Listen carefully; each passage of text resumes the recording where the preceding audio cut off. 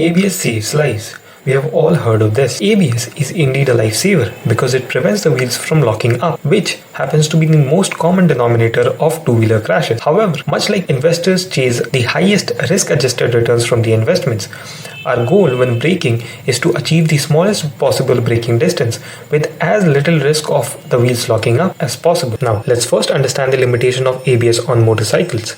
ABS or anti-lock braking system kicks in only when the wheel is about to lock up. In cases where if it doesn't kick in, the wheels will lock up, the tires will skid and the rider might lose control. But ABS prevents this skidding by releasing the hydraulic pressure that is pinching the brake pads, and in doing so it cannot help but increase the braking distance by a few meters. In this scenario, it's much better to have ABS than not have it. However, to achieve the smallest braking distance possible, we want the ABS to not kick in.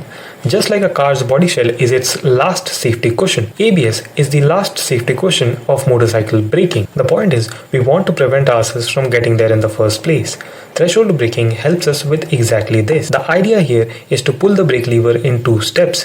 The first lever squeeze is relatively gentle and is aimed at loading the front wheel, which is then followed by a tighter squeeze that is just enough to not cause the wheels to lock up. It is that point where any more pressure on the brake lever means you skid or the ABS kicks in, and any less pressure implies that you could have stopped earlier. Of course, this requires practice and is easier said than done.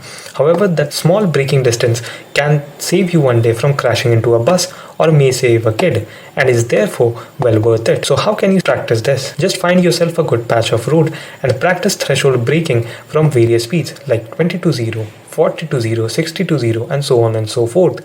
Keep practicing and remember that speed kills fewer people than does the inability to brake right.